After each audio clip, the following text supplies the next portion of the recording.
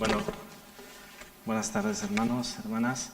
Vamos a continuar estudiando el Evangelio de Juan. Hemos terminado, los que habéis tenido oportunidad de ir siguiendo esta serie de predicaciones en Juan, que no sé por qué estoy en Mateo. Ahora, hemos terminado el capítulo 10 y ahora iniciamos el capítulo 11. Aquí vemos una historia muy conocida. Aquí hablamos sobre Lázaro, pero antes vamos a hacer un poco de contexto. Hemos dejado a Jesús que se iba de Jerusalén porque ¿qué querían hacer con Jesús? ¿Recordáis? Querían apedrearlo, querían arrestarlo, querían matarlo. Y dice la Escritura que, es como nos introduce el capítulo 11, el evangelista, que Jesús se fue allí al otro lado del Jordán. Dice que donde había estado Juan el Bautista, en el 10:40 nos da este dato, y de acuerdo, haciendo cruz de citas, de acuerdo al 1:28, posiblemente se fue a Betábara, que estaba como unos 30 kilómetros de Betania. Ahora, ¿por qué Betania? Porque Betania es donde se va a desarrollar nuestra historia.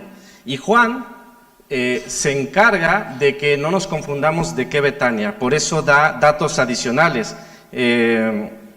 Dice Betania, ¿cuál Betania? Pues aquella aldea de María y de Marta. Y si alguien diría, ¿y cuál María? Pues dice, pues la que ungió al Señor con perfume. Así que con todas estas referencias no había duda de que Betania. El evangelista parece que quería dejar muy claro el lugar donde se desarrollaba esta lección.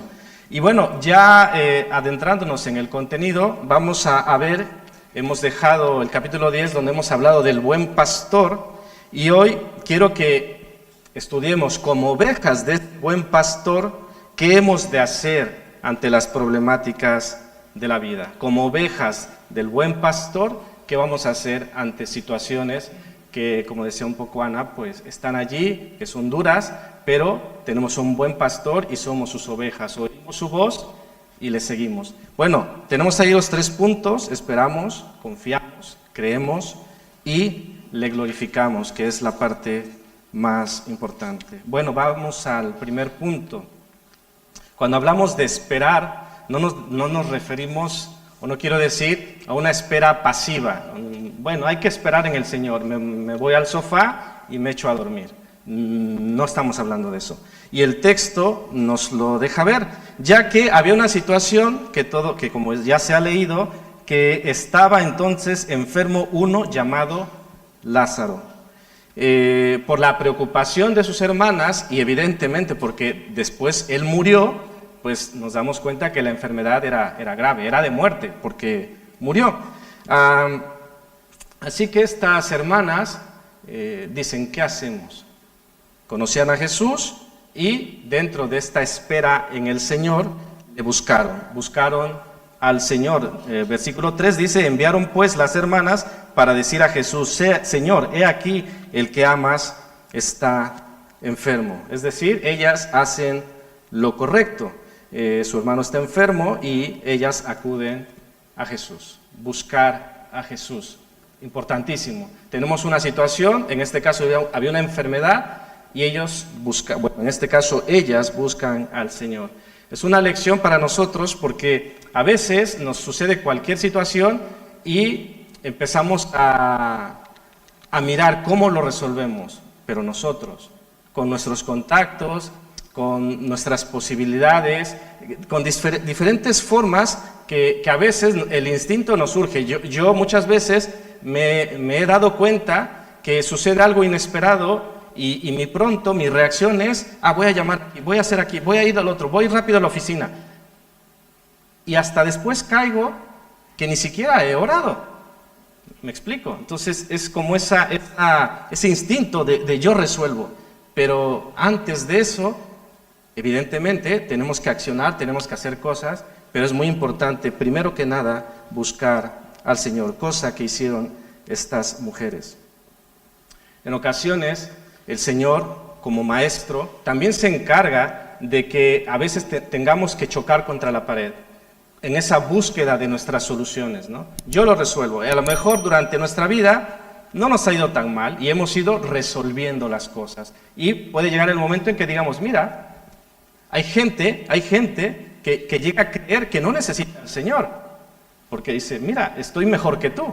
Y cuando dice estoy mejor que tú, quizás se refiere a la salud o a lo económico, y dice, y yo no tengo tu fe, así que ¿para qué necesito tu fe?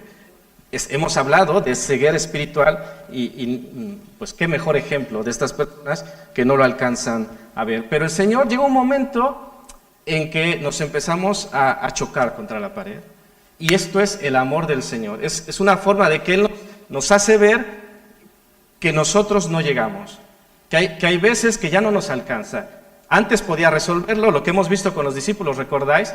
Que ellos fueron enviados a sacar demonios y les había ido muy bien. Y después se toparon con un caso en que no se podía. ¿Qué se necesitaba para este endemoniado? ¿Lo recordáis? Muy fácil. Oración.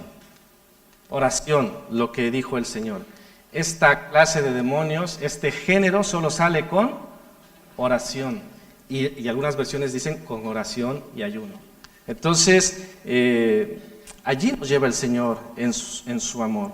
Pero también, debo decir, situaciones que hacemos totalmente lo contrario.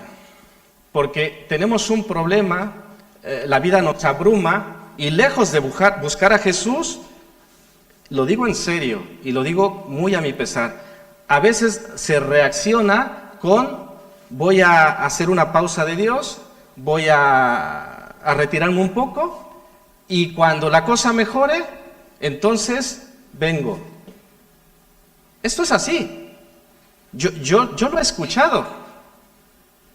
Y dices, no, porque si tú eres oveja del buen pastor, ¿qué haces?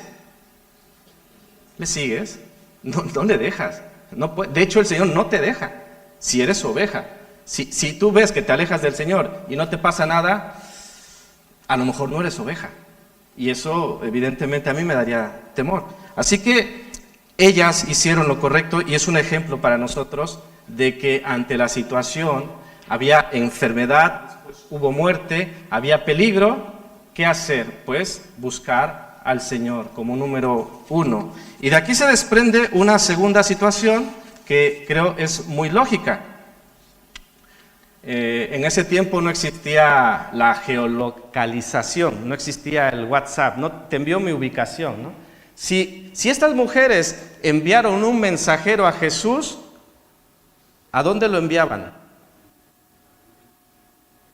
¿Cómo sabían a dónde lo iban a enviar?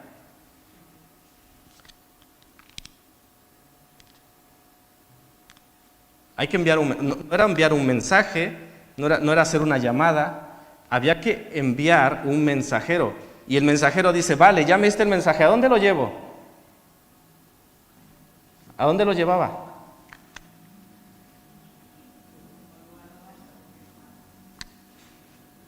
Y para enviar correctamente al mensajero tenían que saber dónde estaba. Esa es la clave. ¿Y cómo es que sabían dónde estaba? El relato nos ha dejado que a Jesús lo querían apedrear y se había marchado al otro lado del Jordán. Pero podemos entender que como ellas sabían dónde estaba, es porque había comunicación y cercanía con Él. Aunque el Señor andaba en su ministerio, ellas no perdían el contacto. Todos ellos, incluido Lázaro, sabían dónde buscarle.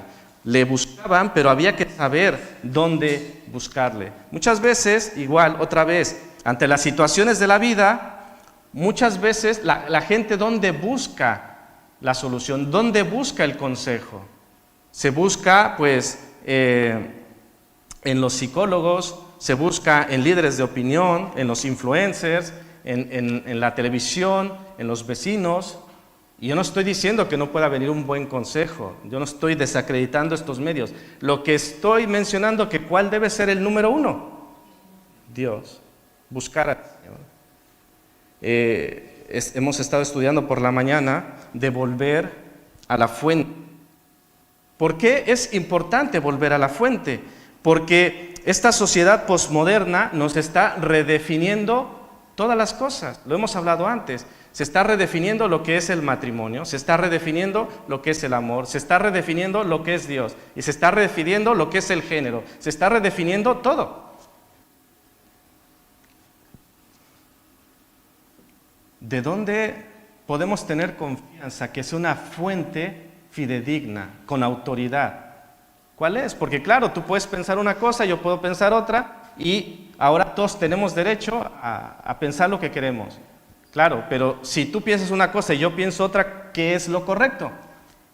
¿Cómo definimos qué es lo correcto? La Biblia.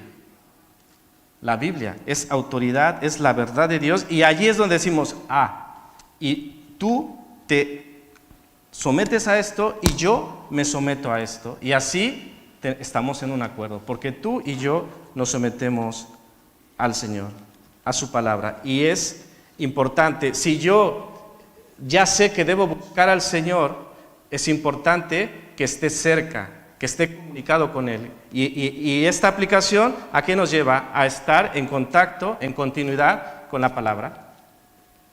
Porque si no, entendedme la comparativa, no voy a saber dónde está. Si estas mujeres, junto con Lázaro, no estaban en comunicación con el Señor ni en cercanía, Él se iba y ellas, ¿dónde le iban a buscar? Pues no sabían, andará por allí, no lo sabemos. Algún día aparecerá, a lo mejor un día viene aquí a la casa y entonces le diremos, pero ellas sabían dónde estaba. Otra cosa interesante que sucede en este versículo 3 es, como oveja, ¿qué le digo a este buen pastor? Bueno, versículo 3, ¿cuál es el mensaje? Señor, he aquí el que amas está enfermo. Ese es el mensaje. No se nos dan más detalles. Sabemos, entendemos que su deseo de ella es ven y sánale, quizá de manera natural, ¿no? Cuando alguien de nuestros familiares, amigos, amigas están enfermos, nuestro deseo natural es sánale. Pero es muy interesante que ellas no le dicen qué hacer al Señor. ¿Cuál es el mensaje? Señor, el que tú amas está enfermo.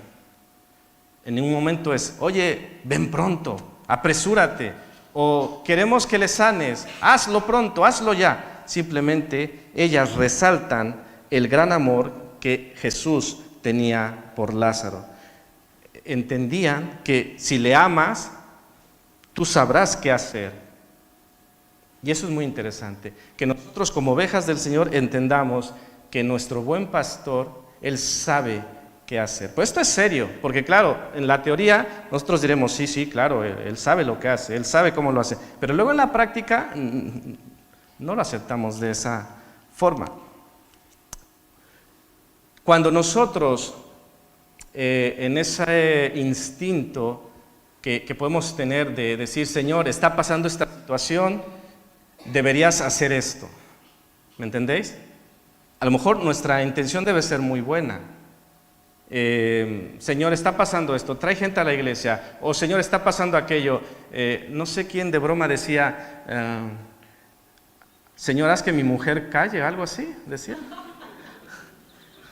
A ver, es un poco de broma, pero a veces tenemos esa naturaleza de decir, Señor, haz esto, aunque sea bueno, entendedme, yo no estoy diciendo que estemos pidiendo cosas malas, pues decimos, Señor, haz esto, haz aquello, y espero que lo hagas pronto. Y claro, esta perspectiva de pedir muchas veces puede traer frustración, porque generalmente el pensamiento del Señor no es nuestro pensamiento, y los tiempos del Señor no son nuestros tiempos. Y claro, como el Señor no está respondiendo lo que queríamos, ni está respondiendo cuando lo queríamos, cuando lo pedimos, ¿qué genera eso en nosotros? Frustración. Dice Santiago 4:3, pedís y no recibís porque pedís mal, para gastar en vuestros deleites. Entonces, lo ideal, esa oración ideal ante las situaciones de la vida es que pidamos y que roguemos que suceda aquello que ha de glorificar a nuestro Dios. Ese debería ser el ideal. Señor, ante esta situación yo quisiera que sanaras a mi familiar, en esta situación yo quisiera esto, pero al final, Señor, haz lo que tengas que hacer para tu gloria. Ese es el ideal. Y cuesta llegar a ese punto de madurez de entender que las situaciones debemos conllevarlas, enfocarlas, canalizarlas, para que aún en esas adversidades podamos dar gloria a Dios. Fácil no es, pero el Señor nos capacita y el Señor quiere que así sea. Pasemos al siguiente punto. ¿Qué debemos hacer como ovejas del Señor? Pues confiar, creer. Número 1, creer, confiar que el Señor nos oye. Dice, oyéndolo Jesús. Es decir, Jesús recibió al mensajero, Jesús recibió el mensaje, Jesús sabía lo que ellas querían. Ellas actuaron bien, como hemos visto en el punto número 1, pero tenía que venir luego la confianza. ¿Por qué digo esto? Porque aunque Jesús recibió el mensaje y Jesús devuelve otro mensaje, pues Lázaro, imaginaros, poneros un poco allí en la situación. El hermano está muy enfermo, el mensajero ha marchado, llegó un momento en que volvió con el mensaje que esto no es para muerte, y ellas veían que el hombre estaba más enfermo o que incluso ya había muerto. ¿Cómo recibes esa respuesta del Señor? Él ha dicho una cosa, pero está pasando otra. ¿Me entendéis? Y no es fácil, porque a nuestros ojos humanos dices, pues el Señor dice que no me preocupe y que todo estará bien, pero yo veo que no todo está bien. Pero el Señor tiene un pensamiento más grande. ¿Para qué? ¿Para qué nos dice el pasaje? Para la gloria de Él. Ese es el propósito de todo esto.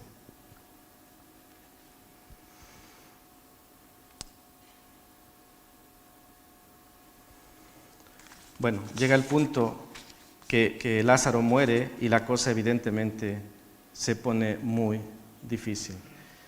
El Señor sabe cómo hacer las cosas. Nos dice el versículo 6 que cuando yo, que estaba enfermo, se quedó 2 días más en el lugar donde estaba.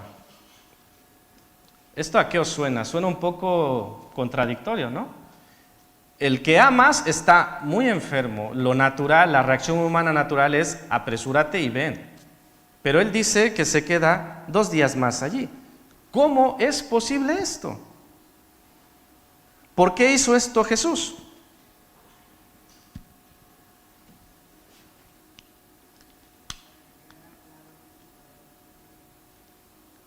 Porque Él iba a obrar un milagro. Él iba a obrar algo muy grande. Y es parte de la lección que debemos ir ya recibiendo, que hay cosas que pasan en nuestra vida que no entendemos, pero si nosotros nos mantenemos fieles, si confiamos, si creemos, Él va a hacer algo muy grande, porque Él quiere hacer algo muy grande en nuestras vidas, pero debemos permanecer fieles, no hacer lo que dije hace rato. Bueno, como las cosas van muy mal, me voy a ausentar un poco, voy a tener un poco de aire, y estamos haciendo todo lo contrario. Una oveja, ¿dónde va a encontrar alimentos? ¿Dónde va a encontrar agua fresca?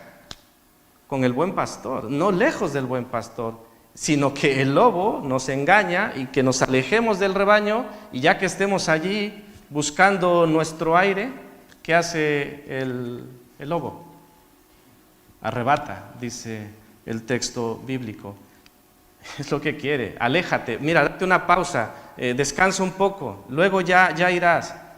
Y hermanos, tristemente algunos no vuelven. ¿Por qué?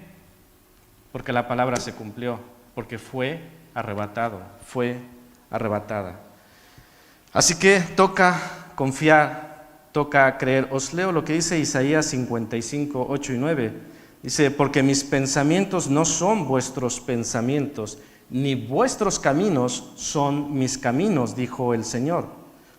Como son más altos los cielos que la tierra, así son mis caminos, más altos que vuestros caminos, y mis pensamientos más que vuestros pensamientos. ¿Cuáles pensamientos son mejores? ¿Los de nosotros o los de Dios? Los de Dios. Pero eso hay que creerlo y hay que entenderlo y hay que someternos a que Él sabe las cosas.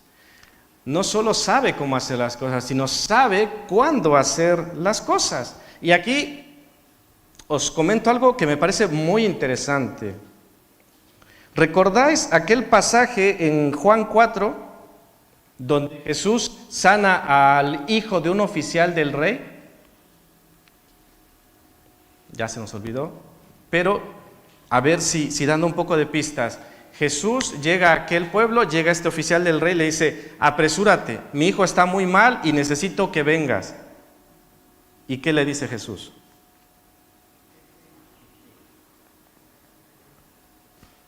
Este hijo del oficial fue sanado a distancia, con la propia palabra del Señor. Y aquí surge la pregunta evidente: ¿y por qué no lo hizo así con Lázaro? Claro, porque sus pensamientos no son nuestros pensamientos, porque sus pensamientos son más altos que nuestros pensamientos. Evidentemente, su amado amigo Lázaro estaba muy enfermo. Jesús pudo haber dicho: desde ahora está sano, y se acabó el problema. Pero Jesús decide no solo sanarle, no solo no sanarle, sino que además decide retrasar su visita 2 días. Claro, la cosa se complica, ¿no? Dices: pues no estoy entendiendo nada. No entiendo lo que está pasando, pero el Señor sí que sabía. Dice el versículo 4, que es muy clave, dice: esta enfermedad no es para muerte, sino para la gloria de Dios, para que el Hijo de Dios sea glorificado por ella. Así que, cuando fue el tiempo correcto, el tiempo del Señor, entonces Él decidió ir a aquel lugar. Dice el versículo 7, luego después de esto dijo a los discípulos: vamos a Judea otra vez. Pero el lugar tiene su significado, a ver si alguno lo pilla. Ir a Judea, regresar a Judea, ¿qué significaba? A ver, claro, significaba peligro, porque ¿a dónde le querían apedrear? En Judea, en la región de Judea, en la ciudad de Jerusalén. Entonces, no era nada más: bueno, pues vamos, no, vamos allí a donde te quieren matar. De hecho, Tomás le dice, bueno, todos sus discípulos le dicen: ¿vas allí? ¿En serio? ¿Allí donde te querían matar? Pero Jesús sabe cómo hacer las cosas, sabe cuándo hacer las cosas, y Él dijo: es necesario ir allí donde está porque así lo dice, nuestro amigo Lázaro. ¿Qué nos toca como ovejas? Pues Tomás, el famoso Tomás, que lo recordamos como Tomás el incrédulo, nos da un buen ejemplo de esto.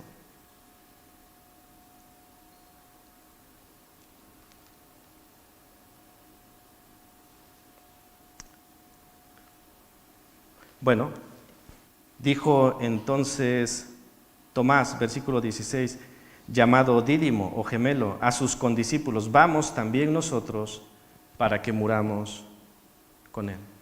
Bueno, a pesar de las adversidades, a pesar del peligro, Tomás nos da un ejemplo de lo que hemos de hacer. Había peligro, pero dicen: vamos tras él. Un poco a lo mejor a regañadientes, pero dice: yo no voy a dejar a mi Señor, voy con él. Y si toca morir, pues toca morir. No estoy de acuerdo, pero el Señor sabe. Así que vamos con Él, aunque sea a ese lugar. Como ovejas, hermanos, toca confiar, toca creer, toca estar al lado y seguir al buen pastor.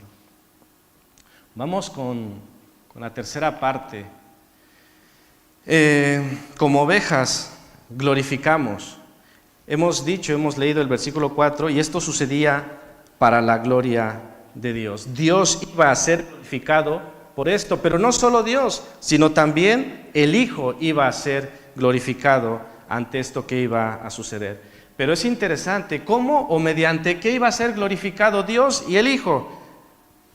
Pues aquí estamos viendo, en el contexto del pasaje, estamos viendo enfermedad, estamos viendo muerte, estamos viendo el sufrimiento y preocupación de las hermanas, estamos viendo el peligro de muerte, el temor de los discípulos a aquel lugar donde había mucho riesgo. Y todo esto que podemos mencionar, enlistar, no podemos decir que era algo bueno. ¿Lo podemos decir que era algo bueno? Yo creo que no diríamos, estas cosas no son buenas. Pues todas esas cosas que no son buenas, que no las vemos como buenas, Dios las aprovecha para glorificar, para que Dios sea glorificado y para que el Hijo sea glorificado. Y tú dices, ¿en serio? Porque claro, nosotros hablamos de glorificar a Dios, de alabar a Dios, y decimos, vamos a alabar, vamos a cantar, y está bien.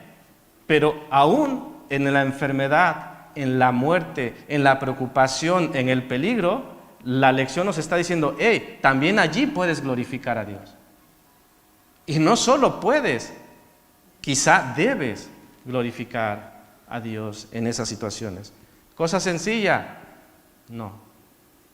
Pero en Él es posible. Nuestra fe le glorifica, dice versículo 15, y me alegro por vosotros, decía Jesús, de no haber estado allí para que creáis, mas vamos a Él. Jesús iba a obrar un gran milagro y parte de los beneficios, lo he dicho, con este gran milagro que iba a suceder, Dios y el Hijo iba a ser glorificado. Pero otra cosa iba a suceder, que es lo que he leído. Sus discípulos iban a confirmar, a reafirmar y a crecer en su fe. Dios va a ser glorificado y vosotros vais a creer. Versículo 15, lo que hemos leído allí.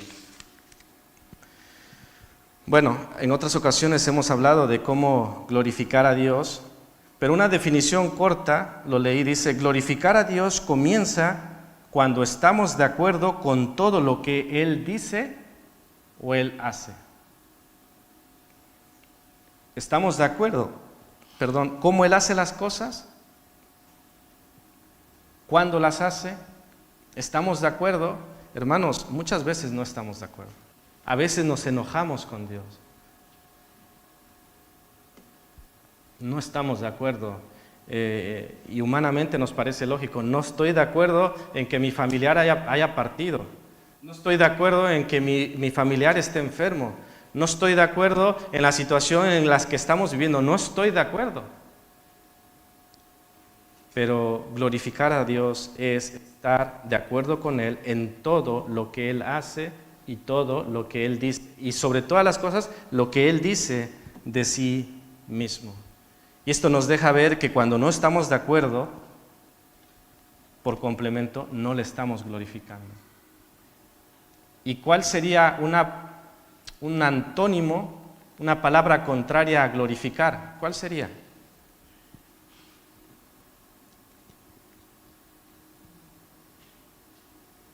Si yo no estoy glorificando a Dios, ¿qué sería lo opuesto?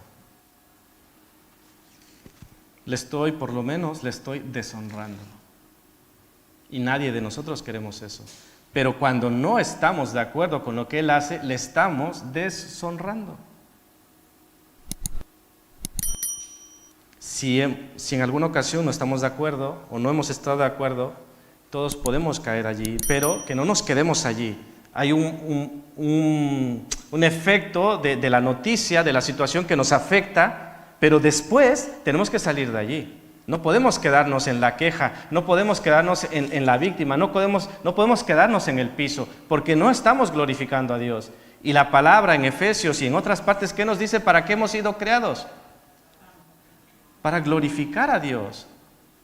Para eso sí hemos sido llamados. Entonces, cuando nosotros vivimos en la queja, en la murmuración, en el piso, en el desacuerdo, no estamos glorificando a Dios, no estamos haciendo lo que el Señor quiere que hagamos. Le estamos deshonrando. Y nos ponemos en una situación incluso muy peligrosa, porque si yo digo que Dios no lo está haciendo bien, que no lo está haciendo como debería, cuando debería, casi que estoy dando a entender que yo lo haría mejor. Y es una posición muy, muy peligrosa. Bueno, hemos visto estos 3 puntos que como ovejas deberíamos hacer para nuestro Señor. Vamos a pasar a 3 aplicaciones, conclusiones y aplicaciones de este pasaje. Primera, para que creáis y para la gloria de Dios. Había un pensamiento que seguramente ya lo habéis escuchado. Muchos judíos creían que el alma permanecía 3 días cerca del cuerpo con la esperanza de volver a él. No sé si lo habéis escuchado. Yo lo leí en una Biblia arqueológica y era un pensamiento, era una creencia popular entre los judíos. Es interesante porque, claro, si el milagro sucedía al segundo día, ¿qué podía pasar bajo este pensamiento judío? Que el alma, pues como andaba por allí, pues mira, ha regresado al cuerpo y ha vivido. Pero según este pensamiento judío, al 4.º día, ¿qué pasaba? Que ya no había posibilidad, ¿no? Porque la creencia era 3 días, al 4.º día se acabó la creencia. De hecho, más adelante, versículo 39, 11:39, en las propias palabras de su hermana dice que Lázaro ya olía mal, o sea, Lázaro estaba muerto. Y parte del impacto de este milagro era que esto se le diera el crédito total de que era un milagro de Dios, que solo Dios podía obrar. Y no había cosa de que, mira, estaba semidormido, se había tomado una pastilla y estaba muy, muy profundamente dormido. No, Lázaro estaba muerto. 4 días en la tumba, olía mal, Lázaro estaba muerto. Y Jesús estaba dando las condiciones para que esto sucediera así, para que el milagro tuviese un impacto total. Jesús, hemos visto que les decía a sus discípulos: me alegro por vosotros de no haber estado allí para que creáis. Lo que vais a ver va a reforzar vuestra fe, vais a crecer en vuestra fe. Y ellos debían ser fuertes en la fe. ¿Por qué? Porque luego ellos mismos serían enviados. Hermanos, esto no nos va a gustar, pero a veces el sufrimiento es para que creas. Y también a veces el sufrimiento es para que otros crean. Esto tendrá mucho que ver con cómo nosotros manejemos el sufrimiento. Evidentemente, si la gente sabe que yo soy creyente y ante el sufrimiento me ven despotricar, me ven murmurar, ¿eso hará que otros crean? No. Pero si la gente sabe que soy creyente y ven que estoy pasando situaciones difíciles y me ven que adoro, me ven que permanezco fiel, me ven que no digo cosas que no debería decir, eso impacta a las personas. La gente nos observa esta semana, si no mal recuerdo, en la escuela de idiomas donde están yendo Anastasia y Lilia. La profesora de allí estaba muy, muy impactada porque dice, todas las demás personas pasan de esto y ellas están con muchas ganas, y le impactó. Y la profesora le decía a la profesora de Ivonne, decía, pero ellas son ortodoxas, ¿no? Y Ivonne le dice, no, son creyentes evangélicas. Y la profesora fue así como un impacto, un testimonio. ¿Están pasando adversidades? Sí. Pero aún en medio de esas adversidades dan testimonio de que son distintas. ¿Cuál es la diferencia? Que alguien está aquí. Están pasando dificultades, sus familiares están allí en la guerra, no están pasando un momento fácil. Y sin embargo, quieren adorar al Señor, quieren estar a los pies del Señor. Así que, hermanos, evidentemente ninguno de nosotros queremos deshonrar a Dios, pero debemos estar de acuerdo con Él. También quiero distinguir, debemos aclarar que aunque hemos de aceptar lo que el Señor hace, esto no quiere decir que confundamos circunstancias que haya en nuestra vida que no son algo que Dios esté permitiendo para su gloria, sino que son simplemente consecuencias de nuestras malas decisiones, de nuestro propio pecado. Os pongo un ejemplo. yo pierdo el empleo porque soy impuntual, porque soy indisciplinado, porque soy flojo. Y claro, me echan del trabajo. Y yo digo, Señor, me han echado y te voy a glorificar aún en esta adversidad. Hay que distinguir. Claro que puedes glorificar a Dios, pero hubieses glorificado a Dios antes. ¿Cómo? Pues dando buen testimonio, siendo responsable, siendo puntual, siendo comprometido. Ahí glorificabas a Dios. Entonces, hay cosas en nuestras vidas que Dios permite y le podemos glorificar, pero hay cosas, hemos de distinguir que son cosas que nosotros hemos provocado, ¿me explico? Y que hemos de asumir y hacernos responsables. Que el Señor es misericordioso y aún allí nos puede ayudar, por supuesto, pero hemos de reconocer que es cosa nuestra. Hermanos, el número 2, ante la muerte, ante la enfermedad, ante el peligro. Dice Romanos 8:28, y sabemos que a los que aman a Dios, todas las cosas les ayudan a bien. Esto es, a los que conforme a su propósito son llamados. Un ejemplo de esto muy conocido es el de José. Génesis 50 dice así, el versículo 20, vosotros pensasteis mal contra mí, mas Dios lo encaminó a bien, para hacer lo que vemos hoy, para mantener en vida a mucho pueblo. Conocemos la historia de José. Fue vendido por sus hermanos como esclavo a Egipto. ¿Eso era bueno? No. Que después fue acusado y fue metido en la cárcel, ¿eso era bueno? Pues no. Que luego el panadero y el copero le olvidaron en la cárcel, ¿eso era bueno? Pues no. Pero José, después de todo esto, dice, concluyo que vosotros pensasteis mal contra mí, se lo decía a sus hermanos, pero Dios lo encaminó a bien. Cualquier prueba que enfrentemos como seguidores de Jesús es una oportunidad de glorificar a Dios. ¿Pero de qué dependerá? De cómo lo enfoquemos. Pensad en la situación, en la adversidad que queráis. Estamos hablando muerte, enfermedad, peligro. Peligro, ¿por qué? Porque cuando iban a Judea había peligro. Muerte porque Lázaro murió. Enfermedad porque Lázaro estaba enfermo. La situación estaba allí. Pero, ¿qué hacían? Quejarse, vivir siempre en estado de bueno, esto ya no tiene, ya esto es un sin razón, la vida no tiene sentido, o glorificar a Dios. Yo creo que la respuesta es clara. Como creyentes, como ovejas del buen pastor, hemos de rogar, de clamar al Señor para que Él nos capacite, porque reconocemos que de nosotros no es que nos salga muy natural, pero que, Señor, si tú quieres que ante esta situación o ante aquella te glorifique, ayúdame, quiero hacerlo, quiero cumplir tu voluntad, pero necesito ayuda. Y momentos muy duros, porque imaginaros, recibieron el mensaje de Jesús. El mensaje de Jesús fue tal cual: esto no es para muerte. Pensad, ¿qué dirían? ¿Qué pensarían cuando vieron a Lázaro morir? Y cuando lo estaban enterrando, ¿cómo estarían sus corazones? Jesús me dijo otra cosa y está aquí, en la tumba. ¿Qué está pasando? El Señor se ha equivocado, el Señor nos ha engañado, el Señor se ha burlado de nosotros.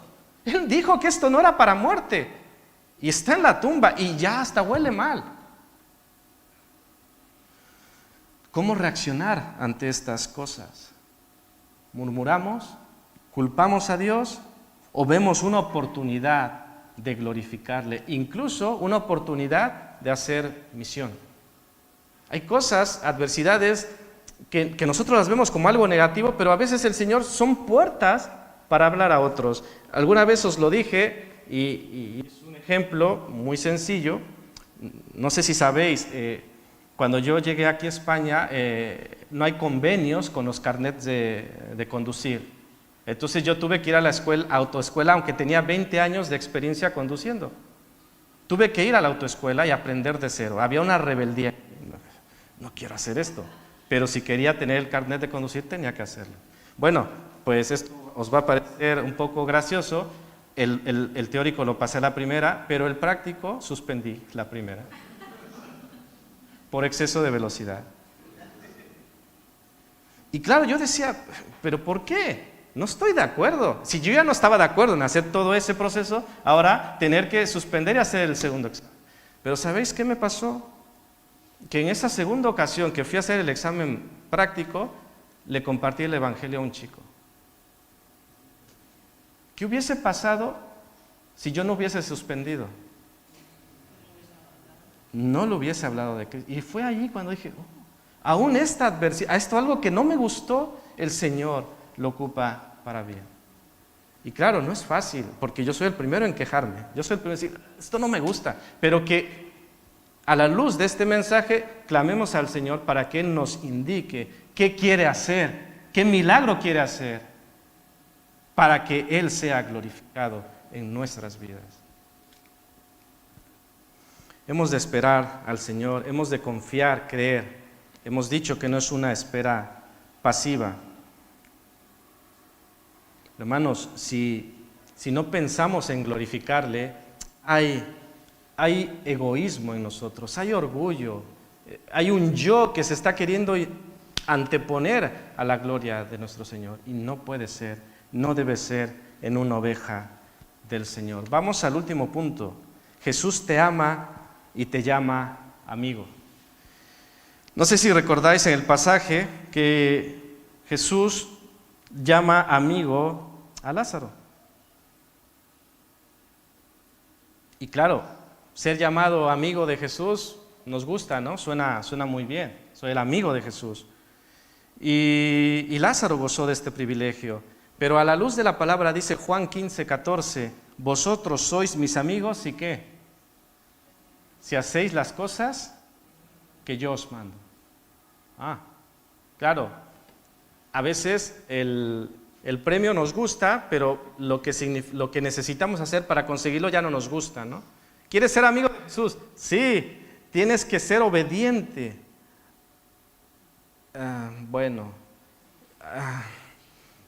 Me pensaré. Vamos con calma, ¿no? Vamos un poco más, no nos apresuremos. El comportamiento de Jesús parecía contradecir el amor por sus amigos, parecía contradecir el amor por Lázaro. Y es allí donde lo que decía de volver a la fuente y de la redefinición de conceptos, porque a la luz de esto diremos, entonces, ¿qué es el amor? ¿Cómo hemos de amar? Porque mi amor me dice es que si mi amigo está enfermo, voy rápido, pero el Señor no hizo eso, hizo algo más grande. Dice un autor, un comentarista, el amor de Dios por los suyos no es amor de mimos, es amor que perfecciona. Claro, en esta reedición de los conceptos, el mundo ahora nos dice, a ver, el amor es, déjame hacer lo que yo quiera, acéptame como soy, no me pongas reglas, no me digas que esto o aquello está mal. El mundo dice, esto es amor. Si tú me amas, me tienes que dar. Si tú me amas, me tienes que soportar como soy. Si tú me amas, tienes... Y empezar a poner todas las condiciones de lo que es el amor. Hay gente afuera que dice, tú eres creyente, tú eres cristiano, a ver, estás obligado, tienes que hacer esto, esto y esto y esto. Y tenemos que decir, momento, como creyente tengo que amarte, pero amarte a la manera de Dios, no a la manera que tú me dices. Y amarte a la manera de Dios es, en ocasiones, también señalar el pecado. En ocasiones, amarte es decir, hermano, hermana, esto no está bien. Y te lo digo porque te amo. De hecho, el padre ama al hijo, ¿qué diríamos? Sí, hombre. Y sin embargo, el padre permitió que su amado hijo muriera clavado en una cruz. Y tú dices, ¿pero qué amor es ese? Amor de Dios. Un amor que perfecciona, un amor que salva, un amor que va más allá de lo que nosotros vemos. Nosotros quizá como niños, si a un niño le dices, ¿cómo quieres que te demuestre que te quiero? Pues lléname de chuches la habitación, tráeme todos los juguetes del mundo y yo sabré que me quieres. Claro, esa es una concepción de lo que es el amor, pero el Señor nos muestra que el amor es otra cosa. El amor perfecciona, el amor salva, el amor corrige. La palabra de Dios dice que el Padre al Hijo que ama, ¿qué dice? Disciplina. Claro, es amor. Hay que disciplinar. A veces creemos que amarle es no decirle nada, porque se me va a frustrar, lo va a tener que llevar con el psicólogo. Eso no dice la palabra de Dios. La palabra de Dios dice que si le amas, le disciplines, porque esto será bien para su vida. Así que, redefiniendo cómo era el amor del Señor por su amado, hizo, que esto lo veremos en la siguiente predicación, a partir del versículo 17, cuando ya está allí y va a obrar el milagro. Pero terminamos diciendo que Jesús hasta aquí sí que estaba mostrando su amor. Él fue hacia Betania, sabía que su vida peligraba, pero no le importaba, porque como hemos leído en el capítulo 10, el buen pastor su vida da por las ovejas. Así que si iba allí y esto era peligroso y esto iba a desencadenar su aprehensión y su crucifixión, no tuvo problema en hacerlo. Y así como hizo con Lázaro, hizo contigo y conmigo. Él sabía que venir a la tierra era peligroso. Él sabía que el venir a este mundo era terminar en una cruz. Y sin embargo, no le importó, porque te ama y porque me ama a mí. En su tiempo, Él vino. El otro día alguien me pregunta, ¿y por qué Jesús no vino antes? Bueno, los tiempos del Señor son perfectos. Vino cuando tenía que venir y vino a darnos vida a todos nosotros. El título que le he puesto a esto es que los creyentes creamos. Jesús le decía a sus discípulos, veréis esto para que creáis. Somos creyentes, somos seguidores, pero esto no quiere decir que no necesitamos reforzar nuestra fe. Esto no quiere decir que no necesitamos madurar en nuestra fe. Como hijos del Señor, como seguidores de este buen pastor, aprendamos a esperar, aprendamos a confiar y sobre todas las cosas, hermanos, en lo que nos suceda, que no es fácil, glorifiquemos a nuestro Dios. Que Dios les bendiga.